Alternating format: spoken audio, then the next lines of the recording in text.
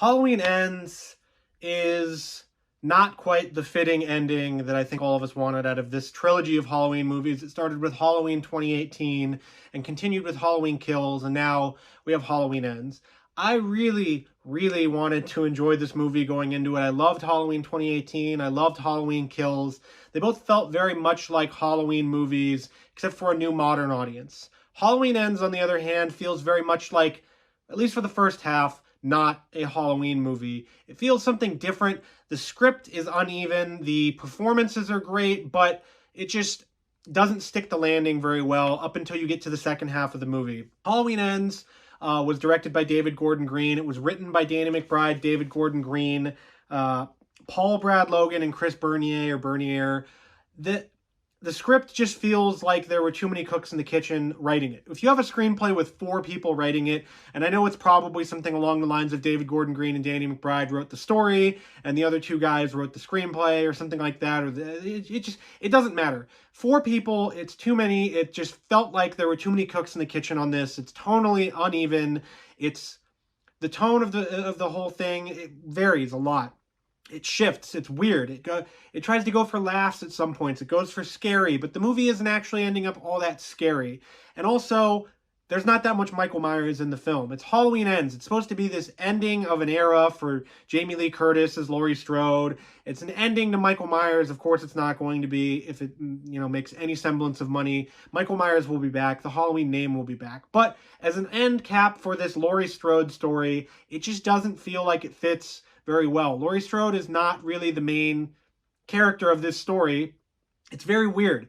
And so there's stories out there that they scrapped the original screenplay for this or whatever, that they had the story for all 3 movies when they wrote Halloween 2018.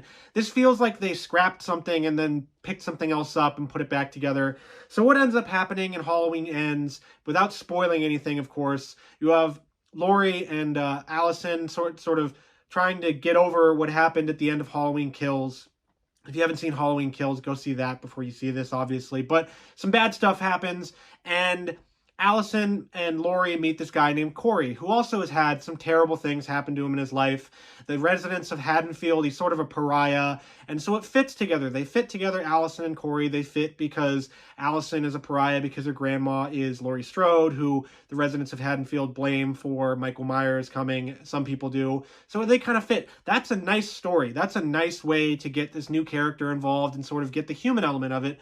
But it ends up being this weird sort of, I don't even want to explain it because it would spoil the movie, but safe to say the Corey character doesn't land at all. Doesn't land the way that they go with it, where you want to feel sorry for him, you don't. He just kind of is, he's just not relatable from an audience standpoint.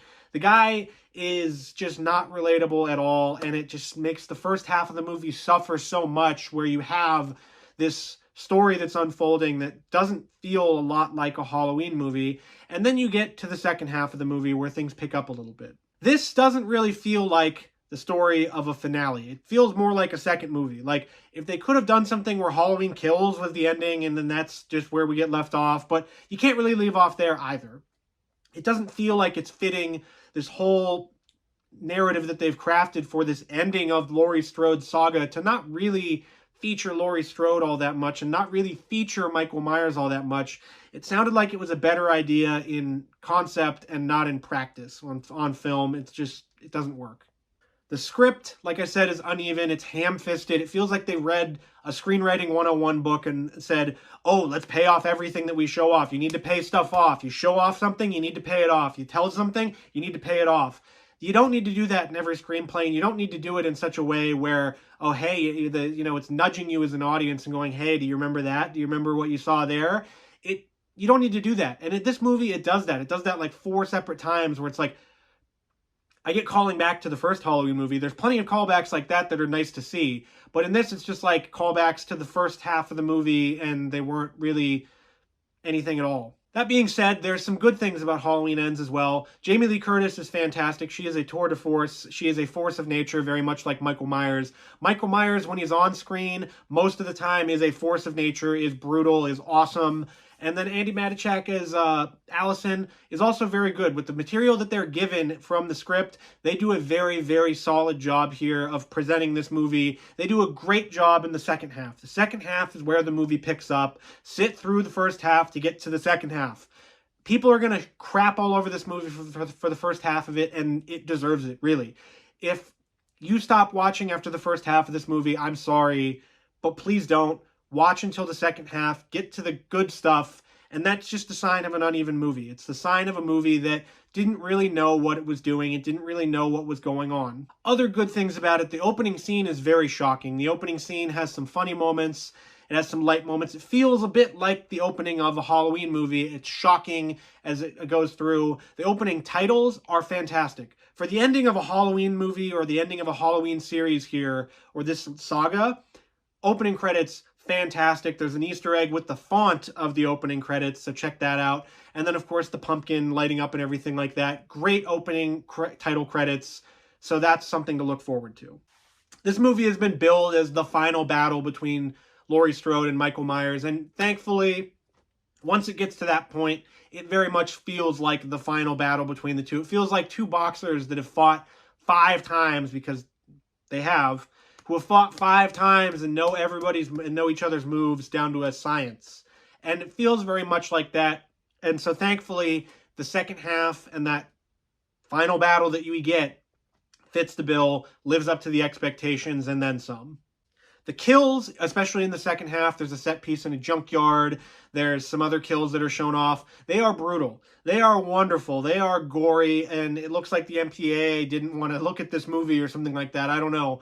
But the kills are great. The action in that second half is great. The set pieces are fantastic.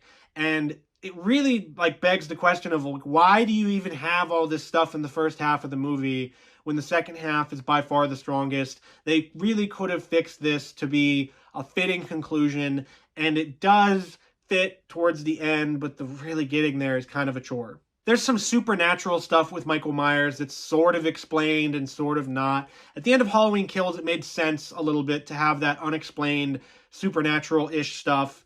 But it really, here, there's no explanation, and there didn't even need to be that much of an explanation. Just sort of for the movie to acknowledge it more than a couple of lines would have been really nice for people asking themselves questions sitting in the audience of why is this happening? What is this happening with this person? And so it feels like they could have done some very simple things with the script to fix some of the questions that are going to arise. People are going to question things in this movie, and they're going to question things in this movie more so than they did in Halloween Kills, where it sort of made sense. Here, it would have been really easy to explain some of this stuff, at least a little bit. You don't need to give Michael Myers a full backstory. This isn't a Rob Zombie Halloween movie where you need to explain why he's evil and explain this whole thing. Oh, his family was bad and all that. You don't need that. Go back to the original. That's the whole point of this trilogy we're throwing away all of the frilly stuff, and we're going back to basics. The first movie did that. Halloween Kills did that. This movie did not do that. This movie, they did not follow up on their promise of, let's go back to basics, go back to what John Carpenter wanted, and it shows. Really, it shows here. It shows with an uneven film. It shows with an uneven pace. It shows with just a weird story that, I keep saying this, but up until the second half, really does not feel like a Halloween movie. It feels like something else. It feels like sort of like romantic comedy, thriller, horror-ish. But it's not even a horror movie that's all that scary, and so I know scares are subjective and all of that, but Michael Myers isn't in it for all that often or all that much. And so through it all, it really could have been better. This could have been better. I really, really, really wanted to love this movie watching it, and it just kept going and going and making me not really want to like it all that much. The second half is fantastic, though. It's really well worth the watch to get to that point, and it makes me just wish either whatever script that they had that they threw out because of the pandemic or something like that, that they would expand upon what we got in the second half of the movie instead of what we got in the first half. So through it all, if I'm going to give this movie a review or a review score, I'm going to do it by halves here, and I'm going to cop out. The first half is like a 50 out of 100. It's really barely getting along, and then the second half is really like an 80 or an 85 out of 100. It does not get anywhere close to the heights that they reached with Halloween 2018 or Halloween Kills. But however, in my opinion, on this first watch, it is better than Halloween 2, the Rob Zombie version, it's better than Halloween Resurrection. It probably is on par with about the Rob Zombie Halloween movie, or Halloween 6 or Halloween 5, depending on what you like about those movies or dislike. But it's at least watchable. It's at least fun in certain places, and it's a fitting send-off for Jamie Lee Curtis as Laurie Strode. So with that, you can at least give Halloween Ends some credit for the second half being a lot more fun than the first half. But at the end of the day, it's an uneven movie. So I guess if you're going to average them together or something like that, it's going to get like a 65. But I'm going to say it's a 70 out of 100 because that second half, and right when people start dying, it really picks up. But I wish Halloween Ends was better. So that'll do it for this review of Halloween Ends. Thank you for sitting through it and watching. Make sure you like, comment, and subscribe, and do all that YouTube stuff because it really helps me out. Let me know in the comments once you see Halloween Ends. It comes out this Friday on Peacock and in theaters, so you really have no excuse to watch it. I have a feeling that this one is going to be a bit of a mixed bag for people, and I hate that phrase, but I think it's going to be. So we'll have to see what other people think. We'll have to see what you think. Let me know. And from me to Michael Myers, one of my favorites here in Halloween 4, the Halloween box set behind me. Thank you for watching, and watch out for Michael Myers this Halloween.